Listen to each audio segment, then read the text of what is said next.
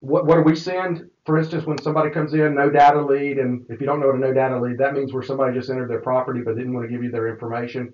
Well, it's real simple. We just pull up the tax records, find out who it is that owns the property, and then we send them. This is our seller book. We have condensed our listing presentation down to a really nice book. And no, yes, we've got an electronic version, but no, it doesn't make the same impact. So emailing it to them isn't going to cut it, or emailing a link to them. It's real simple. We put it in an envelope. We address the envelope, put a little hand note card on it, and we send it to them. That's the first thing we do. And then we put them in a drip campaign for a postcard if we don't have their information. If we do have their information, then we obviously set up an email drip campaign as well. And then also we start sending out video stories, which is nothing more than our postcards. For instance, if somebody's showing your house, don't be there, but we tell stories about things that have happened where we've seen it making a difference not being there versus being there, making sure you don't smoke in the house or the smell of smoke versus the smell of smoke, having an animal, not having an animal.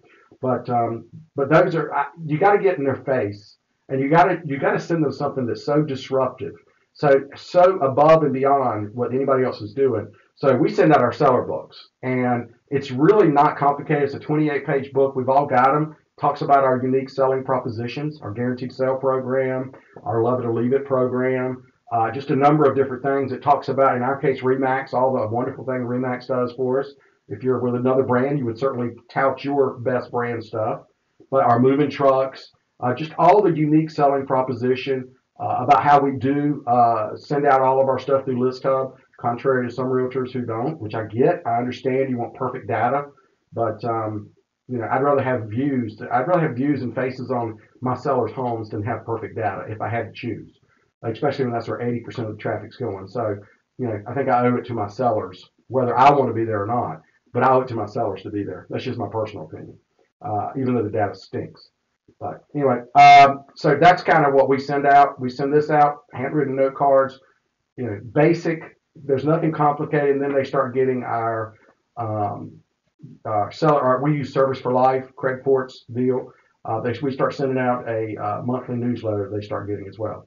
And yeah, sometimes it's going to be not the sellers that went online to look it up, but the bottom line is we've had a number of people that said it wasn't me, but then, oh, by the way, why don't you go ahead and list our home and sell it? So sometimes it's a preemptive strike against listing or expired listings and things like that. So anyway, that's what we send out, and that's what we do. Other than calling, obviously, that's the obvious things that you do, but which gets lost in our industry. But we just keep working it. We put them in there. We put every seller lead in our Sphere of Influence database, so they're treated just like a past customer, so that we're building a relationship with them, not just a transaction with them.